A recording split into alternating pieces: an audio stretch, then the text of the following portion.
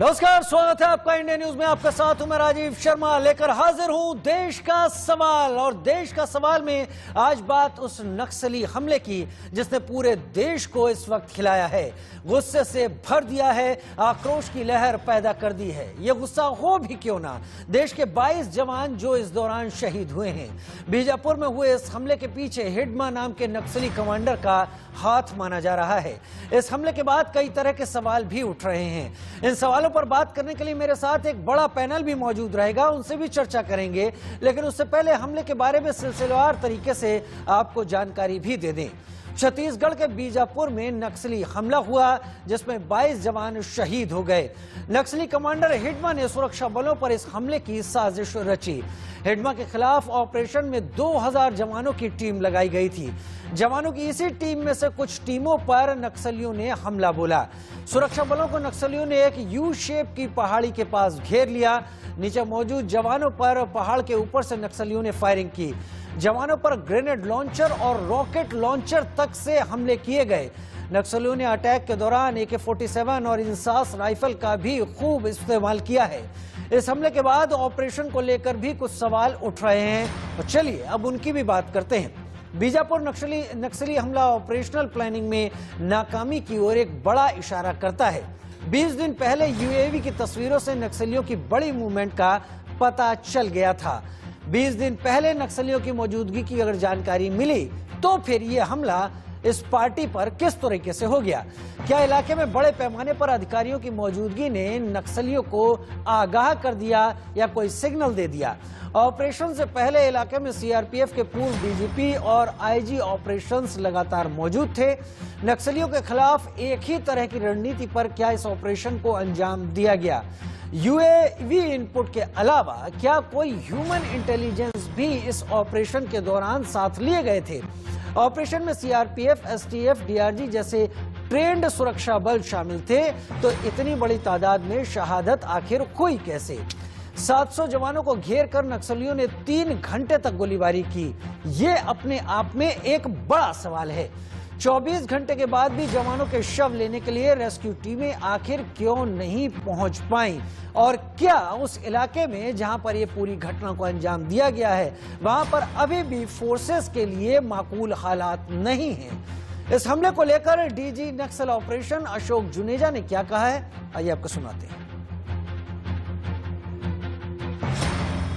11 साढ़े 11 बजे दोनों पार्टी नक्सली और उसमें सुरक्षा बलों में, जिसके अंदर CRPF, कोबरा, STF, DRG और CF के जवान थे, दोनों तरफ से 4 घंटे की मुठभेड़ के चली, करीब 11:30 बजे से लेकर 3:30 बजे तक। इस मुठभेड़ के अंदर काफ़ी नक्सलियों की हताहत होने की खबर है, क्योंकि जो गोपनीय जानकारी मिल रही थी और सूत्र बता रहे थे करीब 3 या 4 ट्रैक्टरों से जो घायल और मृत नक्सली हैं उनको वहाँ से ट्रांसपोर्ट किया गया है।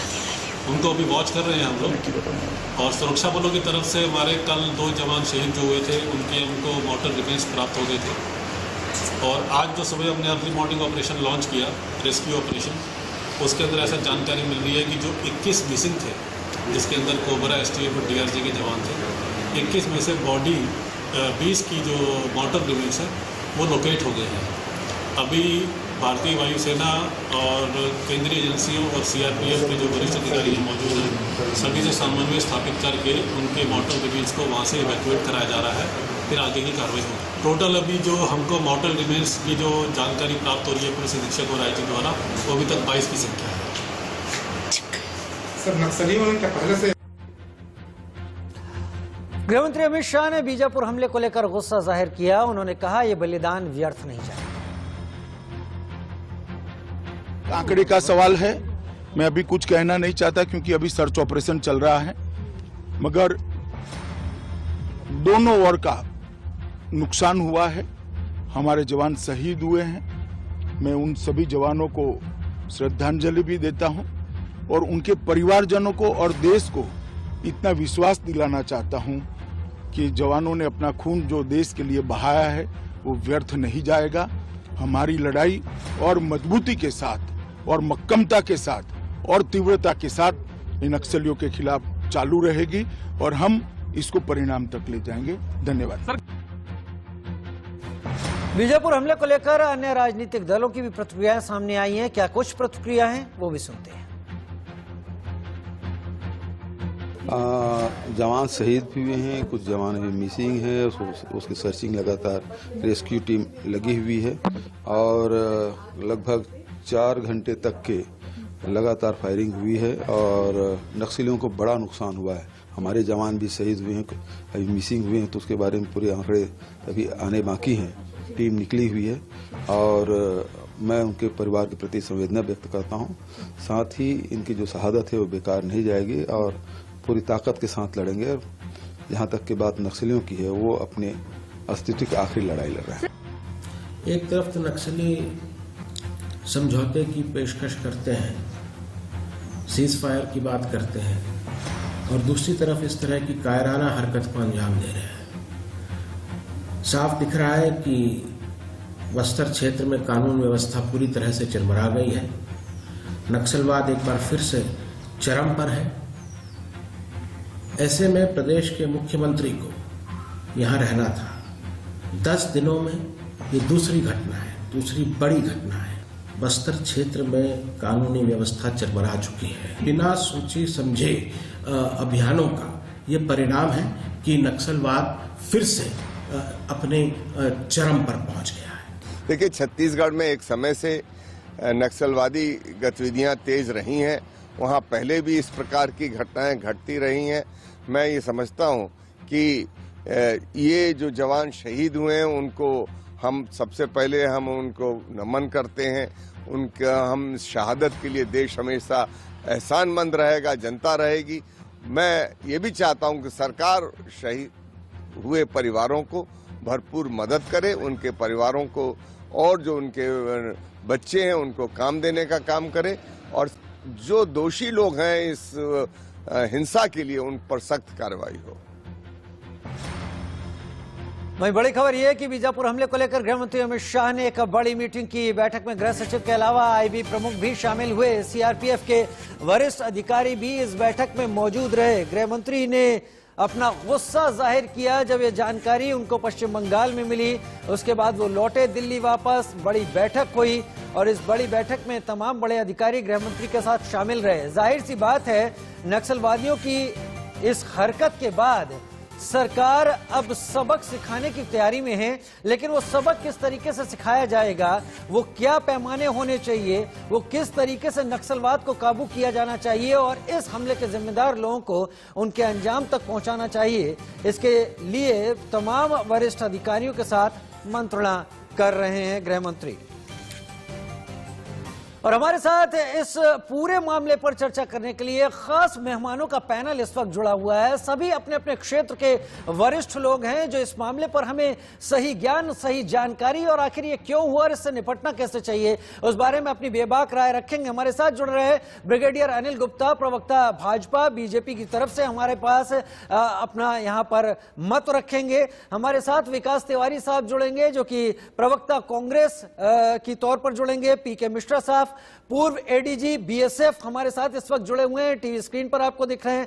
बीएल वोरा साहब, पूर्व गृह सचिव मणिपुर, हमारे साथ इस वक्त इस चर्चा में शामिल है। और wing commander Praful Bakshi, retired wing commander Praful Bakshi, वो भी हमारे साथ इस वक्त जुड़े हुए हैं। ब्रिगेडियर अनिल गुप्ता, भूपेश बघेल जो छत्तीसगढ़ के मुख्यमंत्री हैं वो कह रहे हैं कि ये हमला तो हुआ है लेकिन नक्सली अपने अस्तित्व की आखिरी लड़ाई लड़ रहे हैं, या मैं इसे इस तरह से सामने रखूं कि नक्सलवाद अब चरम पर होता दिखाई पड़ रहा है। अब वो बेखौफ हमला करने में कोई गुरेज नहीं करते, वो इस बात से भी कोई गुरेज नहीं करते कि इलेक्ट्रॉनिक सर्विलांस के जरिए उनके मूवमेंट पर नजर भी रखी जा सकती है। वो हमला करते हैं, अपनी हरकत को अंजाम देते हैं और फिर कहीं जंगलों में गायब हो जाते हैं।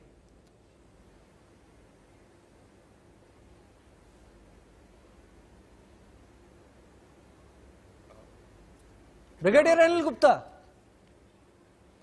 हेलो हेलो जी, मेरी आवाज आ रही है आपको? जी, मैं कह रहा हूं कि 2018 में जब सुकमा में इस प्रकार की कार्रवाई हुई थी और सीआरपीएफ के जवानों को इस प्रकार वहां पर भी काफी नुकसान उठाना पड़ा था, उस वक्त भी इस प्रकार के बयानात हुए थे। लेकिन अफसोस की बात यह है, मैं इसका पूरा का पूरा जिम्मेवारी जो है वो सीआरपीएफ के ऊपर ठहराना चाहता हूं।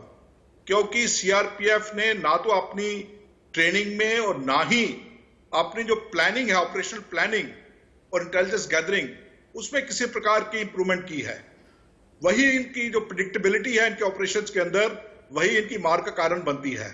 हिडमा वहां पर था, अगर हिडमा वहां पर था तो उसको ट्रैक क्यों नहीं किया गया? आपकी ह्यूमन इंटेलिजेंस क्या काम कर रही थी? अगर आपको यूएवी की तरफ से खबर मिल गई, उसके बाद आपने कांटेक्ट क्यों तोड़ा नक्सलवादियों के साथ? ये सारी बातें आपको ध्यान में रखनी पड़ेंगी और आपको यह भी देखना पड़ेगा कि 2000 लोग स्पेसिफिक इनपुट के ऊपर काम करने के लिए 2000 को टोली कभी जाती है क्या? मुझे तो नहीं लगता है। ये बहुत ही गहनता के साथ हमें इस पूरे ऑपरेशन की स्टडी करनी पड़ेगी। और वेयर वर द ऑफिसर्स कौन लीड कर रहे थे इस ऑपरेशंस को? अगर आप 2000 जवान भेज रहे हैं, जानी कि ऑलमोस्ट दो स्ट्रेंथ सीआरपीएफ बटालियन की, एक सीआरपीएफ बटालियन में कितने ऑफिसर होते हैं? कहां थे वो क्यों नहीं थे ऑपरेशन में शामिल? ऑन द स्पॉट डिसीजन लेने के लिए वहां पर कौन था? कॉन्टिजेंसी प्लानिंग क्या थी? अगर आप एम्बुश में फंसने वाले थे, आपको मालूम है कि वो हिडमा एम्बुश का एक्सपर्ट है, तो आपने एंटी एम्बुश मेजर्स क्या लिए? आप देखिए, बुलेट प्रूफ जैकेट तक नहीं डाली हुई थी जवानों ने, सिर के ऊपर पटका नहीं डाला हुआ था, और जो उनकी मूवमेंट थी it was purely not tactical. तो ये सारी चीजें बड़े अफसोस के साथ कहना पड़ता है। जाने गई हैं, जाने इतनी वो चीप नहीं होती हैं, बहुत कीमती जाने होती हैं। बहुत दुख होता है मन में जब हम इतने जवानों की शहादत को देखते हैं, लेकिन उसके लिए जिम्मेवार हैं लोग जिन्होंने पूरी प्लानिंग ठीक तरह से नहीं की, और ना ही उन्होंने टेरेन को समझा, और ना ही उन्होंने अपनी ऑपरेशन प्लानिंग की जो प्रेडिक्टेबिलिटी है उसको दूर करने की कोशिश की। यानी आप ये कहना चाहते हैं कि फोर्स के लेवल पर प्लानिंग में एक बहुत बड़ी ऐसी चूक है जिसके चलते इतनी कैजुअलिटीज हुई हैं? बिल्कुल बिल्कुल सही कहा आपने। मैं इस बात को पूरी तरह से इसमें यकीन करता हूं, और जिस प्रकार जो मैंने वीडियो फुटेज देखे हैं, मुझे लग रहा है कि इसमें बहुत ढील बरती गई, और जिस तरह की सीरियस प्लानिंग होनी चाहिए थी। और officers should be leading from front. Where are the officers? Officer क्यों नहीं थे वहां पर? ये सब इसका जिम्मेवार कौन है?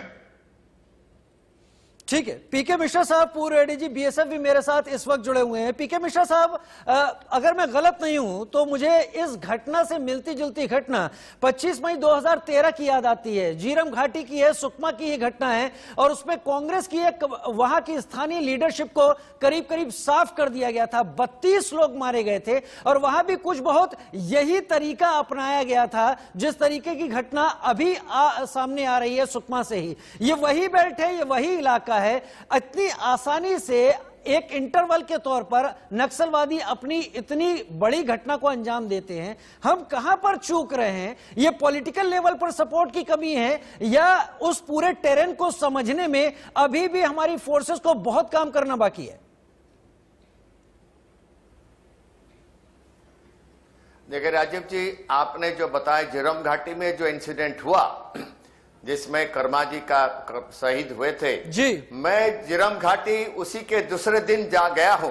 मैं उस टेरेन के अंदर जा करके देखा हूं वहां पर किस तरीके से अटैक हुआ था, और वहां पर 2 दिन पहले कैसे मिलिटेंट्स आकर के पोजीशन लिए थे, और वहां से जब अटैक होने के बाद उन्होंने रिट्रीट कैसे किए, और रिट्रीट हुआ उड़ीसा का मलकानगिरी को रिट्रीट हुआ।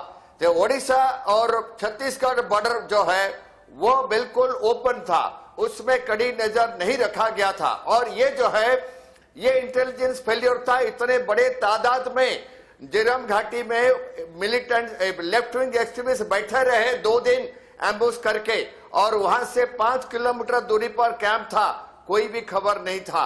और एग्जैक्टली ताड़मेटला में जो हुआ अभी 2010 में हुआ था, ताड़मेटला के बाद सुकमा में अभी 2 साल पहले हुआ था। इस टाइप का इंसिडेंट्स उस एरिया में, उस टेरेन में होते रहता है।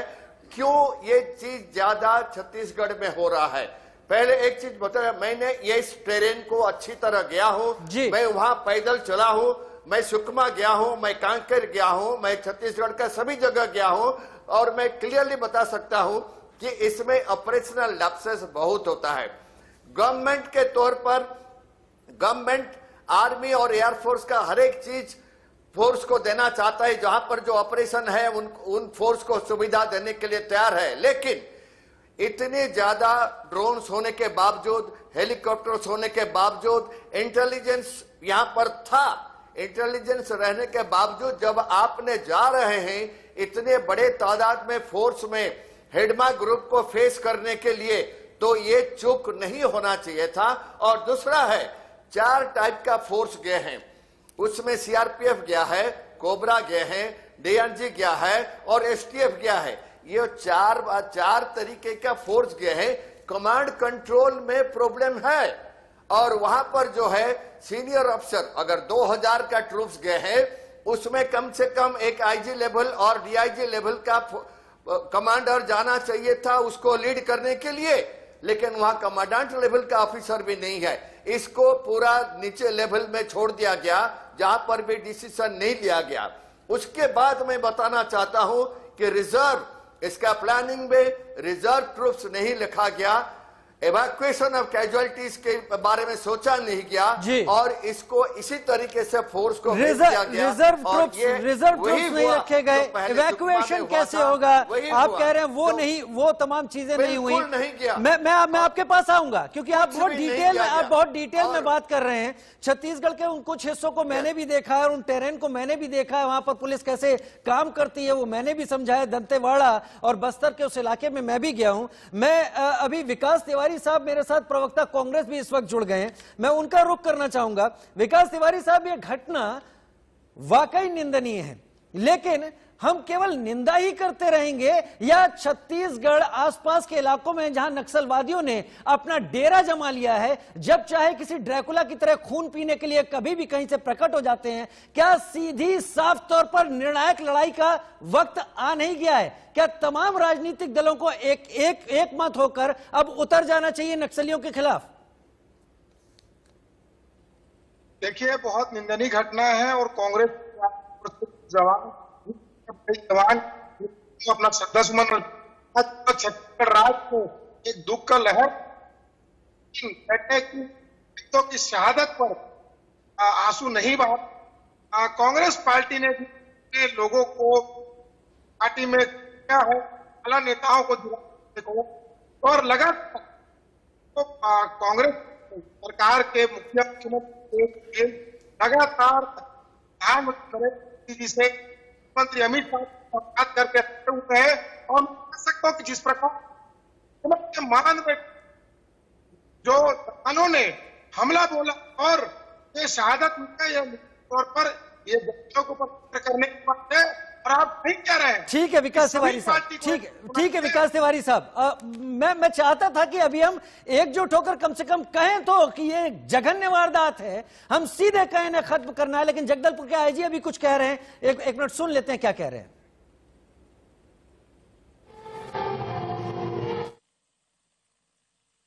उस सर्चिंग के 20 जो हमारा जवान जो कल वाला मुठभेड़ के दौरान लड़ते लड़ते वो घायल हो गए थे। उसके पश्चात जो अलग अलग जानों वाला क्वेश्चन लिए थे, क्वेश्चन लेने के बाद लगातार निरंतर लड़ाई जारी रखा थे, लेकिन जख्मी होने के कारण से वो अपना जान की कुर्बानी देना पड़ा। उन सभी 20 जो जवानों का डेड बॉडी आज रिकॉर्ड की गई थी, उनमें से हेलीकॉप्टर के माध्यम से घटनास्थल से उनको बीजापुर या जयपुर लिया गया। अभी दोनों जवानों को पोस्टमार्टम और बाकी जो कैमरे की कार्रवाई की जा रही है। कुल मिलाकर इस घटना में अब तक हमारा 20 जवान जो आज डेड बॉडी कर गए थे, कल 2, कुल 22 जवानों का डेड बॉडी बरामद की गई थे। अभी एक कोबरा का जो जवान मिसिंग है उनका। तो बात उन नक्सलियों की है जिनके बारे में कहा जाता है कि वो जंगल में रहते हैं, जिनके पास तमाम आधुनिक चीजें नहीं हैं, हालांकि कहां से आ जाती हैं तमाम दूसरी चीजें, वो जरूर सवाल का निशान है। हम इंटेलिजेंस पर सवाल उठा रहे हैं, हम ऑपरेशनल जो टैक्टिक्स हैं उनके ऊपर सवाल उठा रहे हैं, एवैक्यूएशन के बारे में नहीं सोचा गया उस पर भी सवाल उठा रहे हैं। मेरे साथ इस वक्त बीएल वोहरा साहब भी जुड़े हुए हैं, पूर्व गृह सचिव हैं मणिपुर के। बीएल वोहरा साहब, मणिपुर भी एक वक्त में इसी तरह की इंसर्जेंसी, ऐसी तमाम एक्टिविटीज वहां पर भी हुआ करती थी। क्या वहां का जो टेरेन है और छत्तीसगढ़ का जो टेरेन है उसमें थोड़ा बहुत फर्क होगा? कमोबेश एक जैसा ही है अगर तापमान को छोड़ दिया जाए। वहां पर किस तरीके से मुकाबला किया जाता रहा और इस घटना को देखकर आप क्या समझते हैं? हमारे तमाम सीनियर लेवल के ऑफिसर्स को क्या अब एक बार फिर से इस टेरेन को समझने की जरूरत है? एक बार फिर से नक्सलियों को लेकर जिस तरह से प्लानिंग तैयार की जाती है उसमें कुछ हेरफेर की जाने की जरूरत है?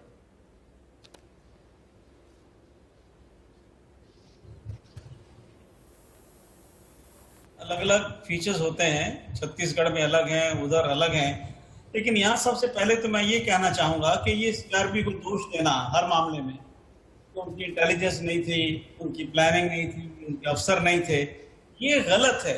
बैठे यहाँ इतनी दूर हम लोग बयानबाजी करें और इनको गलत कराएं, ऐसा नहीं है। इस हमले में आपने ये भी देखा कि 15 नक्सल्स की तरह हैं और अभी शायद और भी पता चलेंगे।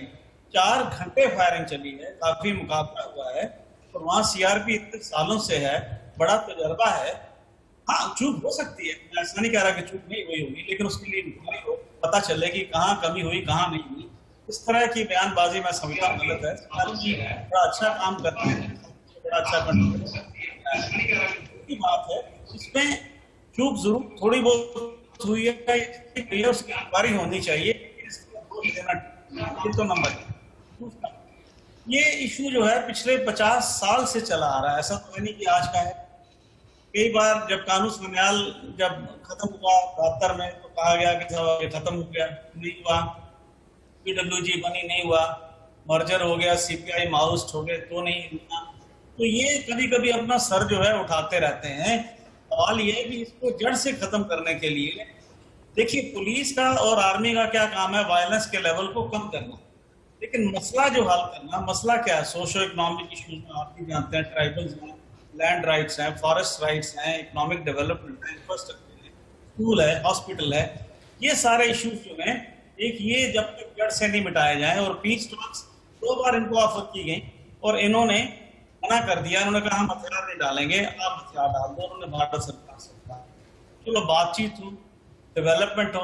एक थोड़ा कॉन्स्टिट्यूशनल इशू है, उसको थोड़ा समझने की। देखिए, पुलिस जो है ये स्टेट का सब्जेक्ट कॉन्स्टिट्यूशन के मुताबिक में आता है। ये ऑपरेट करते हैं ज्यादातर जो ये नक्सल्स हैं बॉर्डर्स पे, उड़ीसा के बॉर्डर के अंदर ऑपरेट करेंगे और पार करके तो ये जो इश्यूज हैं सारे, ये जो है एक के अंडर आने। ठीक जी, मैं समझा सर। आप जो इशारा कर रहे हैं कि उस पूरे इलाके का एक डेवलपमेंट भी इसके जड़ में है, और उस डेवलपमेंट से अगर लगातार ये लोग बातचीत के बावजूद भी इनकार कर रहे हैं, तो फिर समझ में नहीं आता कि आखिर एम क्या है इस कत्लो गारत का, इस तमाम एम्बुश का, इस तमाम लड़ाई का, नक्सलियों का आखिर मंजिल क्या है। मेरे साथ विंग कमांडर प्रफुल्ल बख्शी भी इस वक्त जुड़े हुए हैं। विंग कमांडर प्रफुल्ल बख्शी, मैं बात कर रहा था जब पीके मिश्रा साहब से, जो कि पूर्व एडीजी हैं बीएसएफ के, उन्होंने 2-3 बातें यहां पर उठाई। उन्होंने कहा एक वक्त आया कि जब हमको आर्म्ड फोर्सेस की मदद की भी जरूरत की बात हुई थी। मुझे याद आता है ऑपरेशन ग्रीन हंट, जब the then air chief marshal AY Tipnis से पूछा गया तो उन्होंने कहा उन्होंने इसकी इजाजत नहीं दी थी। हालांकि अभी ड्रोन और MI-17 का कुछ एक रेस्क्यू ऑपरेशन में इस्तेमाल होता है। क्या आपको लगता है कि अब इस ऑपरेशन को अंजाम तक पहुंचाने के लिए एयरफोर्स की मदद की जरूरत पड़ेगी भविष्य में? Thank you very much. सबसे पहले मैं नमन करता हूं वो शहीदों की आत्मा के लिए, शांति के लिए, जिनको हमने खोया है। इतने सारे हैं। पहले जो दंतेवाड़ा का केस हुआ था और केस हुए थे, सारे के सारे यही केस थे। अब आप एयर चीफ की बात कर रहे हैं, मैं उसको पहले कवर कर दूं। एयर चीफ मार्शल जब से पूछा गया था प्रदीप से नायक से कि क्या हम आर्म्ड अटैक हेलीकॉप्टर लगा सकते हैं छत्तीसगढ़ में, उस समय आज से 15 साल पहले, उसने कहा था हम इसलिए नहीं लगा सकते क्योंकि इनकी लीदल कैपेसिटी ऑफ द एम्यूनिशन इतनी ज्यादा है, कोलैटरल डैमेज होगा और ह्यूमैनिटेरियन लॉस का हनन होगा। या तो आप अपने एम्यूनिशन को मॉडिफाई करिए, जैसे कई कंट्रीज ने किया है, उनकी लीदल कैपेसिटी को कम किया ताकि रिहायशी इलाकों में आप अटैक कर सके। नहीं तो एयरफोर्स अपना लीदल वेपन्स नहीं इस्तेमाल कर सकती। अब मैं मानता हूं कि एयरफोर्स के पास में UAVs हैं, ड्रोन्स हैं, वो देने को तैयार हैं, उन्होंने कभी मना नहीं किया। और लॉजिस्टिक्स के लिए हेलीकॉप्टर्स देने को तैयार हैं, उसमें कोई प्रॉब्लम नहीं है। प्रॉब्लम ये है, उसको मैं ध्यान से कहूंगा, ब्रिगेडियर गुप्ता ने बिल्कुल ठीक कहा, मैं फुल सपोर्ट करता हूं। और मैं हैरान हूं कि मिश्रा साहब ने इतनी सच्ची बातें कैसे बोली। एडीजी रह चुके हैं, मैं उनको अप्रिशिएट करता हूं। जब एक आपके पास फाइटिंग फोर्स होती है, सबसे पहले उसकी ट्रेनिंग देखी जाती है। उसकी ट्रेनिंग किसने देखी? उनकी, मैंने दंतेवाड़ा के टाइम बोला था ना, उनका अप्रोच ठीक था, they were not even get properly, उनका रिट्रीट मेथड नहीं था। विंग कमांडर प्रफुल्ल बख्शी, माफी के साथ आपको रोक रहा हूं, लेकिन लौटूंगा तो आपके इसी जवाब को कनेक्ट करते हुए आपके साथ ही वापस लौटूंगा। मैं ये भी आप लोगों से जानना चाहूंगा कि क्या ऐसे ऑपरेशंस में इस वक्त जुड़ा हुआ है। और ब्रेक से पहले मैं बात कर रहा था retired wing commander Praful Bakshi साहब से। प्रफुल्ल बख्शी साहब, आप अपने जवाब को पूरा करें, लेकिन साथ में इस बात को भी जोड़ें कि क्या एसओपी नाम की चीज होती है? मेरा मानना है होती है, लेकिन अगर होती है तो वो कारगर क्यों नहीं रही? देखिए साहब, ऐसा है, सबसे पहले एक बात बताओ, एक फोर्स को बना के उसको मिलिट्री यूनिफॉर्म पहना दो, फॉर्मेशन साइन, लैंड यार्ड लगा दो, तो वो आर्मी नहीं बन जाती। उसको ट्रेनिंग देनी होती है। अगर आप जंगल वॉरफेयर के सिचुएशन में डाल रहे हैं तो इनमें से कितनों की प्रॉपर ट्रेनिंग हुई थी गुरिल्ला वॉरफेयर में? उनके कितने ऑफिसर्स की ट्रेनिंग हुई है? देखिए, आपके जो टॉप लीडर्स होते हैं, जब तक वो ठीक से एसओपी नहीं बना पाएंगे, आईपीएस के ऑफिसर सीनियर बैठे हुए हैं, उन्होंने कब देखी उनकी ट्रेनिंग? क्या वो खुद ट्रेंड है? पहले तो ये देखिए, मैं जिस संस्था में गया हूं, वो डीआईजी लेवल पे अंदर जाते हैं, वो क्या कर सकते हैं? वो किसी को करेक्ट नहीं कर सकते। चाहे आप गलवान वैली में आईटीबीपी को देख लीजिए, चाहे कहीं भी देख लीजिए, ये प्रॉब्लम तब तक रहेगी जब आप पैरामिलिट्री को छुपाते फिरेंगे, होम मिनिस्ट्री के अंडर में डालेंगे, कोई स्क्रूटनाइज नहीं कर पाएगा उनको। जब तक आप पैरामिलिट्री फोर्स जिसको ट्रेनिंग की जरूरत है, आर्मी बटालियन से अटैच कराइए 2 साल, और आर्म ऑफिसर्स को रिस्पॉन्सिबल बनाइए, उनसे अकाउंटेबिलिटी लीजिए, पूरी ट्रेनिंग दीजिए उनको। इसमें कोई शर्म की बात नहीं है। अगर मुझे ट्रेनिंग लेनी है फ्लाइंग की, तो मैं प्रॉपर फ्लाइंग इंस्टीट्यूट में जाऊंगा। ये ऐसे दे दे राम दिला दे राम से काम नहीं बनता। फिर सारी एसओपीज जिसकी आप बात करें, स्टैंडर्ड ऑपरेटिंग प्रोसीजर्स, इस सिचुएशन में एक ही होती है। ये नहीं कि आर्मी के लिए अलग होगी, नेवी के लिए अलग होगी। अगर जंगल वॉरफेयर में कोई भी फोर्स होगी, एसओपी सिचुएशन यही होगी, क्योंकि सब पे अटैक एक सही होगा। वेपन्स को किस तरीके से हैंडल करना, किस तरीके से आपको एडवांस में डिप्लॉय करना, रिट्रीट कैसे करना, इवैक्यूएशन कैसे करना, एयरफोर्स के हेलीकॉप्टर्स को कैसे लाना, किस तरीके से करना है, इनकी एसओपीज की प्रैक्टिस होनी चाहिए। और इसकी प्रैक्टिस में डायरेक्टर जनरल्स को होना चाहिए, ना कि आप लोकल इंस्पेक्टर लेवल और सीनियर एसपी लेवल पर बात छोड़ दें। आपको खराब लगेगा अगर मैं ये कहूं कि अनट्रेंड नक्सल टेररिस्ट ने ट्रेंड लोगों को इस कंडीशन में पहुंचा दिया। बिल्कुल मेरे को खराब लगेगा, मैं तो इस बात को सहन नहीं कर सकता। पर बात सारी ये है, उनके पास कौन से वेपन्स हैं? मेजर रॉकेट लॉन्चर्स, मोटर्स, उनके पास में मशीन गन्स। जब पुरलिया आर्म्स ड्रॉप हुआ था 95 में, तो सब ये वेपन्स निकल रहे थे। ये आर्म्स जा कहां रहे थे? लोग छुपाने की कोशिश कर रहे थे, रो ने भी छुपाने की कोशिश की, ये तो आनंद मार्गी है, ये है, वो है। ये सारी के सारा हमारी पब्लिक को आंख में धूल झोंकने वाली बात है। जब तक प्रफुल्ल बख्शी साहब, आपकी इस बात का जवाब मैं ब्रिगेडियर अनिल गुप्ता से ले लूं। प्रवक्ता बीजेपी के तौर पर मेरे साथ इस वक्त जुड़े हुए हैं। Brigadier Anil Gupta, rocket launcher का इस्तेमाल हुआ है, ये बात नहीं कि वो क्या क्या इस्तेमाल कर रहे हैं और हमारी एसओपी किस तरीके से काम आ रही है, नहीं आ रही। ये रॉकेट लॉन्चर जा कैसे रहे हैं, इंटेलिजेंस के बारे में क्या गैदरिंग है, हो क्या रहा है, क्या हम अलग अलग ब्रांचेस से रिजल्ट लेने की कोशिश कर रहे हैं या उसको एक साथ एक लाइन में लाने की भी कोशिश करें? देखिए, जैसे मैंने पहले कहा, आपने जिक्र किया एसओपी का, स्टैंडर्ड ऑपरेटिंग प्रोसीजर्स ही रहेंगे। प्रोसीजर जब कांटेक्ट हो जाता है, प्रोसीजर ऑलराइट, एसओपी ऑलराइट, जब तक कि आपका टेररिस्ट के साथ या मिलिटेंट्स के साथ या नक्सलाइट के साथ कांटेक्ट नहीं हुआ। जब कांटेक्ट हो जाता है, उस वक्त जरूरत है क्विक डिसीजन मेकिंग की। उसके लिए जरूरत पड़ती है जूनियर लीडरशिप की, सीनियर लीडरशिप की। कमांडर्स ऑन द स्पॉट होने चाहिए डिसीजन लेने के लिए। वो नहीं है सीआरपीएफ के अंदर, ये नहीं हो रहा है। ब्रिगेडियर गुप्ता, सॉरी सर, लेकिन यहां पर एक बात है कि इन कामों के लिए सीआरपीएफ ही बहुत दिनों से उस पूरे टेरेन में काम कर रही है। मैं खुद देख के आया हूं दंतेवाड़ा और बस्तर के इलाकों में, वहां पर सीआरपीएफ लंबे वक्त से मौजूद। सीआरपीएफ का अल्टरनेटिव तो ला नहीं सकते, एसएसबी या आईटीबीपी या बीएसएफ को तो ला नहीं सकते, इन्हीं को बेहतर करना होगा। मैं ये नहीं कह रहा हूं, मैं यही तो कह रहा हूं कि हम अपनी गलतियों से सीख नहीं रहे हैं। 2018 में यही हुआ था, आपने पहले जिक्र किया, 2010 में यही हुआ था। अगर हम अपनी गलतियों से सीखेंगे नहीं, अगर हम अपनी जो कमियां हैं उनको दूर नहीं करेंगे, तो इस प्रकार के वारदात होते रहेंगे। हमें एक जो भी फोर्स है वहां पर जो भी फोर्स डिप्लॉय की गया, मैं सीआरपीएफ के खिलाफ नहीं हूं, मैं उनकी जो वहां पर लीडरशिप है उसके खिलाफ हूं। पॉलिटिकल, क्या कह रहा हूं सॉरी सर 10 सेकंड और, पॉलिटिकल विल का क्या कोई योगदान है? पॉलिटिकल विल क्या अब तक विल में कोई कमी नहीं है। अगर जो रेड कॉरिडोर था वो अभी सिर्फ 1/3 रह गया है जो पहले था उससे, तो साफ जाहिर है कि पॉलिटिकल विल में कमी नहीं है। पॉलिटिकल रेड कॉरिडोर तो श्रिंक हो रहा है, ठीक है। लेकिन जैसे मिश्रा साहब ने कहा, मिश्रा साहब ने इक्विपमेंट के बारे में बात की, मैं बिल्कुल के साथ इत्तेफाक रखता हूं। अगर हमारी फोर्स को इक्विपमेंट की जरूरत है तो इक्विपमेंट को प्रोवाइड की जानी चाहिए। पीके मिश्रा साहब, पूर्व डीजी बीएसएफ, पीके मिश्रा साहब, आपने इससे पहले के जवाब में यह बात खास तौर पर कही कि जहां पर जीरम का हमला हुआ था वहां 2 दिन पहले से वहां पर नक्सली अपनी पोजीशन लेके बैठे हुए थे। हम यूएवीज का इस्तेमाल कर रहे हैं, हमारे पास वेपन्स इस वक्त थोड़ा हाई ग्रेडेड अपग्रेडेड है। ये जो अटैक हुआ है करीब करीब सिमिलर सिचुएशन में हुआ है, यू शेप के टेरेन में घेरा गया है। क्या यहां भी 2 दिन पहले से ऐसा हो रहा था? अगर हो रहा था तो हमारे यूएवीज क्या रिजल्ट दे रहे थे, और अगर दे रहे थे तो क्या वो साझा किया जा रहा था? पीके मिश्रा साहब।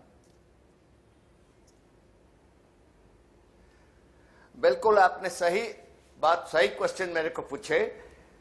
जिस तरीके से जिरम घाटी में ऑपरेशन हुआ था, नक्सलाइट्स ने ऑपरेशन किए थे, बिल्कुल उस, और ताड़मटला में हुआ था, जिरम घाटी में हुआ था, बिल्कुल उसी टाइप का टेरेन में ये भी हुआ कल। एक चीज मैं बताना चाहता हूं कि उन्होंने रॉकेट लॉन्चर और एलएमजी का इस्तेमाल किए, ग्रेनेड लॉन्चर का इस्तेमाल किए। और एक चीज और बताना चाहता हूं, इस ऑपरेशन में हमारा जो शहादत हुआ पुलिस के और सीआरपीएफ जवान का, वर्स्ट पार्ट ऑफ इट, उनका हथियार छीन लिया गया। जिस हथियार से उन्होंने एम्बुश किए, ये जितने हथियार हैं वो सब पुलिस से और पैरामिलिट्री फोर्स से छिना हुआ हथियार है और वहीं पर जाता है। प्रॉब्लम है कि अगर जिरम घाटी में ये चीज हुआ, यहां पर भी अगर 400 से ऊपर मिलिटेंट्स वहां मौजूद थे, हिडमा वहां पर था, चनापा वहां पर थी, तो ये इंफॉर्मेशन ऑलरेडी था। इसके होने के बावजूद जो लीडरशिप में कमी रहा, डिफरेंट टाइप का फोर्स गए, उनका कोऑर्डिनेशन में डेफिनेटली प्रॉब्लम आया होगा। और हाँ, बोलिए पीके मिश्रा साहब, मैंने जिंदगी में रॉकेट लॉन्चर देखा नहीं है, आंखों से नहीं देखा है, टीवी की बात अलग है। अगर मैं उसे चलाना चाहूं तो नहीं चला सकता। मेरा इशारा सीधा है, जिसने रॉकेट लॉन्चर का इस्तेमाल किया, एक बात, वो रॉकेट लॉन्चर वहां तक पहुंचा कैसे? दूसरी बात, अगर रॉकेट लॉन्चर चला तो नक्सलियों को उसकी ट्रेनिंग दी गई तो कहां दी गई, उसका क्यों नहीं अब तक ट्रेस हुआ? हम क्या इस पूरी टेरेन में पिछड़ तो नहीं रहे नक्सलियों के मुकाबले? ये टेरेन में मैं बता रहा हूं, जो रॉकेट लॉन्चर वहां पर है, एलएमजी वहां पर है, ग्रेनेड लॉन्चर वहां पर है, इनको ट्रेनिंग देने वाले जो हैं, मैं क्लियरली बताना चाहता हूं ओपन मीडिया में कि जो उनके जो इन्फॉर्मर्स है, उनके वो वाच रखते हैं। हमारे जो रिटायर्ड पर्सन्स जो भी रहते हैं उस एरिया में, उनके साथ उनका ताल्लुकात रहता है और उनसे वो ट्रेनिंग लेते हैं। और हम क्या, बस्तर ऐसा जगह है, मैं कांकेर गया हूं, कांकेर और बस्तर एरिया में मैं वहां देखा हूं, इतना तकलीफ वाला टेरेन है। हम अगर उनसे कांटेक्ट में जाते हैं, हमको उसी टेरेन में ट्रेनिंग लेना पड़ेगा और उसी टाइप का इस्तेमाल करना पड़ेगा वेपन्स, और उनके जैसे डिफिकल्ट टेरेन में ऑपरेट करने के लिए हमारा हौसला होना चाहिए।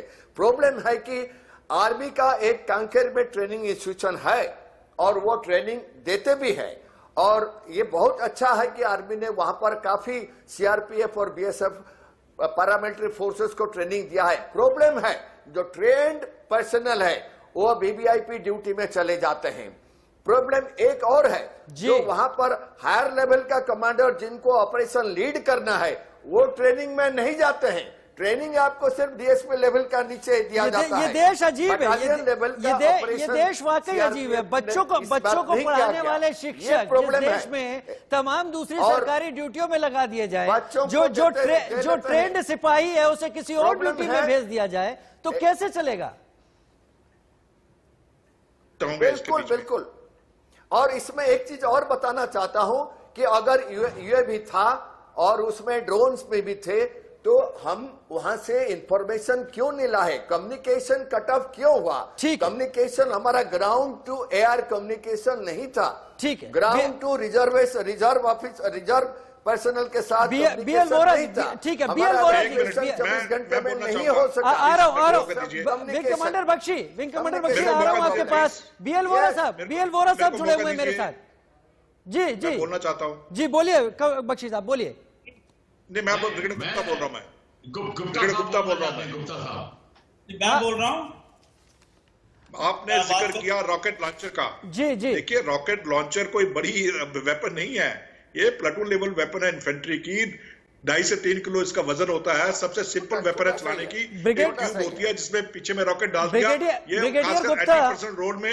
हाँ जी ब्रिगेडियर गुप्ता, मैं आम आदमी की हैसियत से पूछ रहा हूं। एक आर्म्ड फोर्सेस का आदमी के लिए आम चीज होगी, लेकिन आम आदमी उसको हासिल करे, उसको ट्रेनिंग ले, लेकिन ये क्या ये चीजें विजिबल नहीं हो सकती? क्या रॉकेट लॉन्चर का उनके पास होना कोई वो ज्यादा हैरानगी नहीं है।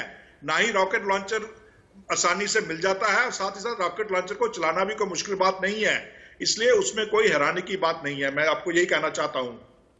ठीक है। बीएल वोरा साहब पूर्व गृह सचिव मणिपुर मेरे साथ जुड़े हुए हैं। वोरा साहब, आज जो हुआ है, जो अब तक फिगर सामने आ रहे हैं और जो आप लोगों से चर्चा करके पता चल रहा है, हमारे अंदर हमारी खुद की तैयारी में बहुत सारे लूप होल्स आप ही लोगों ने सामने रख दिए हैं कि हम कहां कमजोर रहे। इस लड़ाई को आप आगे किस तरीके से देखते हैं? मणिपुर का अनुभव आपके पास एक बड़ा अनुभव है, और छत्तीसगढ़ में अगर इस तरह के अनुभव आप अप्लाई करना चाहें तो आगे हालात बदलने के लिए क्या किया जाना जरूरी लगता है आपको? ये 2 मिनट दीजिएगा, मणिपुर से शुरू करते हैं। मणिपुर में भी, आर्मी में भी हम खुश होते हैं। मैं जब एक बार पोस्टेड था तो रास्ते में आर्मी के 22 जवान मारे गए। तो ये मतलब तो नहीं है कि आर्मी गलत है। अभी चंडीगढ़ में पीछे हुआ तो आर्मी के लोग मारे गए, इसका ये मतलब तो नहीं कि आर्मी गलत है।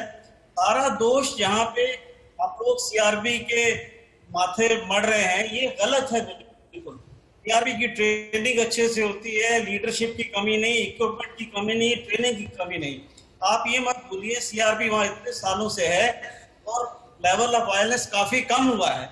ऐसी घटनाएं होती हैं, आर्मी के साथ भी होती है, इनके साथ हुई हैं, जरूर चूक हुई होगी, मैं ये नहीं कहता, इंक्वायरी की जाए।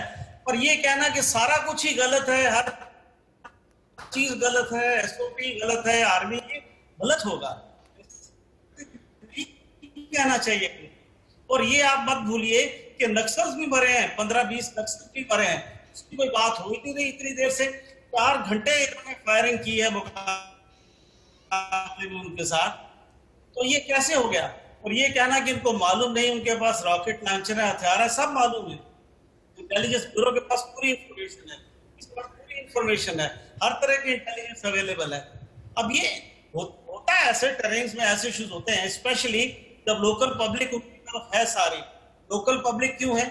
क्योंकि सोशल इकोनॉमिक इश्यूज हैं, उनके फॉरेस्ट राइट्स हैं, उनके लैंड राइट्स हैं, इसमें पॉलिटिकल इश्यू आता है जी।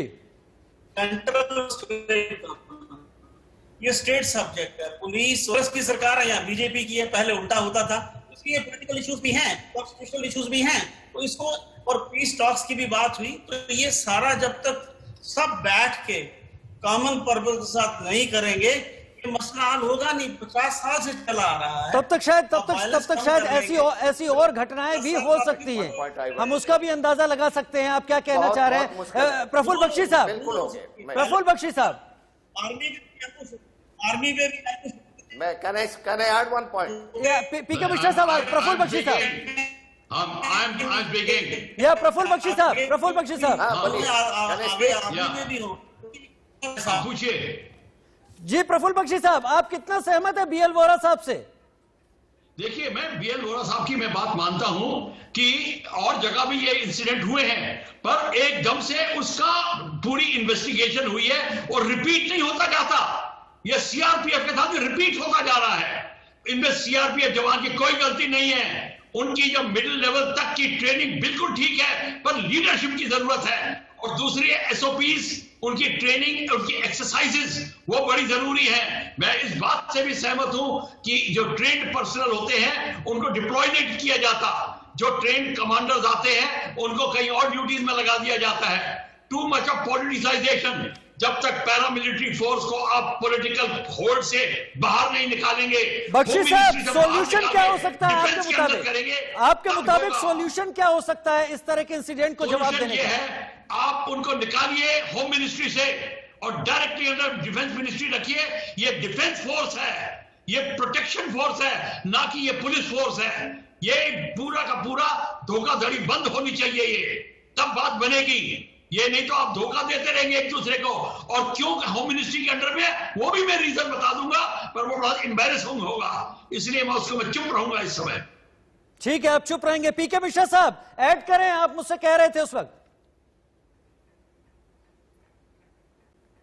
बिल्कुल, मैं बताना चाहता था कि ये जो लेफ्ट विंग एक्सट्रीमिस्ट जो है स्टेट्स में, इनको स्टेट में जो है लॉ एंड ऑर्डर जो है स्टेट के पास रहता है, लेकिन मैं क्लियरली बताना चाहता हूं ये लेफ्ट विंग एक्सट्रीमिज्म मामला जो है ओनली जो स्टेट है वो उसको देख नहीं सकता है। ये कोऑर्डिनेटेड एफर्ट सेंट्रल गवर्नमेंट और स्टेट गवर्नमेंट दोनों मिलके करते हैं, लेकिन इसमें देखना पड़ेगा जो ऑपरेशन होता है। सीआरपीएफ बहुत अच्छा फोर्स है, सीआरपीएफ को इंटरनल सिक्योरिटी ड्यूटीज और काउंटर इंसर्जेंसी ऑपरेशन के लिए बनाया गया है और इनका ट्रेनिंग बहुत अच्छा है। प्रॉब्लम है कि वहां पर जब स्टेट में ही ऑपरेट करते हैं उनको इंडिपेंडेंट ऑपरेशन करने के लिए चांस नहीं दिया जाता है। इंडिपेंडेंट ऑपरेशन का चांस नहीं दिया जाता। मेरे पास वक्त है, मैं तमाम खास मेहमानों का शुक्रिया अदा करूंगा, लेकिन यहां पर एक खास बात, बहुत सारी कमियां मेरे खास मेहमानों ने सामने रखी, बहुत ऐसी चीज, ऐसी बातों की तरफ इशारा किया जो शायद अगर एक के बाद एक चेन में पिरोई जाती तो शायद इस पूरी घटना का तोड़ पहले ही हासिल कर लिया जाता, इतनी शहादत नहीं होती, और शायद आगे आने वाली शहादतों को भी वक्त रहते इन तमाम उपायों को अमल में लाया जाए तो रोका भी जा सकता है। देश के सवाल में मेरे साथ जुड़ने के लिए आपका बहुत बहुत शुक्रिया। वक्त छोटे से ब्रेक का।